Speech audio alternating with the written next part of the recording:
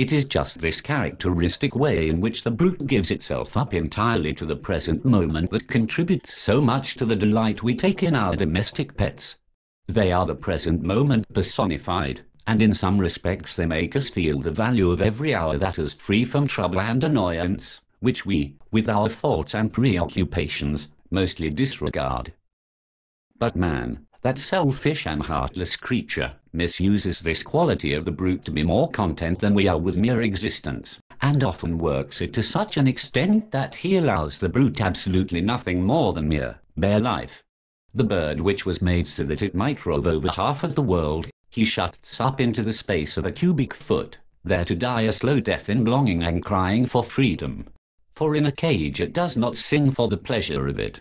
And when I see how man misuses the dog, his best friend, how he ties up this intelligent animal with a chain, I feel the deepest sympathy with the brute and burning indignation against its master.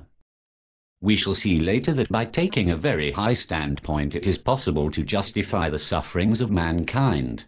But this justification cannot apply to animals, whose sufferings, while in a great measure brought about by men, are often considerable even apart from their agency. And so we are forced to ask, why and for what purpose does all this torment and agony exist? There is nothing here to give the will pause. It is not free to deny itself and so obtain redemption. There is only one consideration that may serve to explain the sufferings of animals. It is this, that the will to live, which underlies the whole world of phenomena, must, in their case, satisfy its cravings by feeding upon itself. This it does by forming a gradation of phenomena, every one of which exists at the expense of another. I have shown, however, that the capacity for suffering is less in animals than in man. Any further explanation that may be given of their fate will be in the nature of hypothesis, if not actually mythical in its character, and I may leave the reader to speculate upon the matter for himself. Brahma is said to have produced the world by a kind of forlorn mistake, and in order to atone for his folly, he is bound to remain in it himself until he works out his redemption. As an account of the origin of things, that is admirable. According to the doctrines of Buddhism, the world came into being as the result of some inexplicable disturbance in the heavenly calm of nirvana, that blessed state obtained by expiation, which had endured so long a time, the change taking place by a kind of fatality. This explanation must be understood as having at bottom some moral bearing, although it is illustrated by an exactly parallel theory in the domain of physical science, which places the origin of the sun in a primitive streak of mist, formed one knows not how.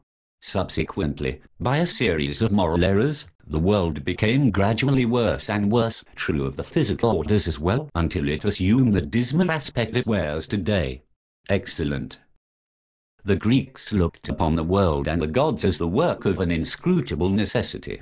A passable explanation, we may be content with it until we can get better. Again, Ormuzd and Ahriman are rival powers, continually at war. That is not bad. But that the god like Jehovah should have created this world of misery and woe, out of pure caprice, and because he enjoyed doing it, and should then have clapped his hands in praise of his own work, and declared everything to be very good that will not do at all. In its explanation of the origin of the world, Judaism is inferior to any other form of religious doctrine professed by a civilized nation, and it is quite in keeping with this that it is the only one which presents no trace whatever of any belief in the immortality of the soul. Even though Leibniz's contention that this is the best of all possible worlds were correct, that would not justify God in having created it. For he is the creator not of the world only, but of possibility itself, and, therefore, he ought to have so ordered possibility as that it would admit of something better. There are two things which make it impossible to believe that this world is the successful work of an all-wise, all-good, and, at the same time, all-powerful being. Firstly, the misery which abounds in it everywhere, and secondly, the obvious imperfection of its highest product, man, who is a burlesque of what he should be. These things cannot be reconciled with any such belief. On the contrary, they are just the facts which support what I had been saying. They are our authority for viewing the world as the outcome of our own misdeeds, and therefore as something that had better not have been.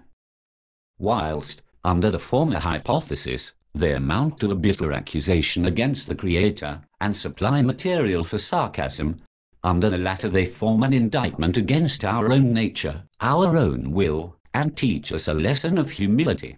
They lead us to see that, like the children of a libertine, we come into the world with the burden of sin upon us, and that it is only through having continually to atone for this sin that our existence is so miserable, and that its end is death. There is nothing more certain than the general truth that it is the grievous sin of the world which has produced the grievous suffering of the world. I am not referring here to the physical connection between these two things lying in the realm of experience. My meaning is metaphysical.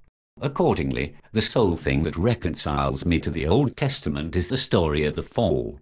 In my eyes, it is the only metaphysical truth in that book, even though it appears in the form of an allegory.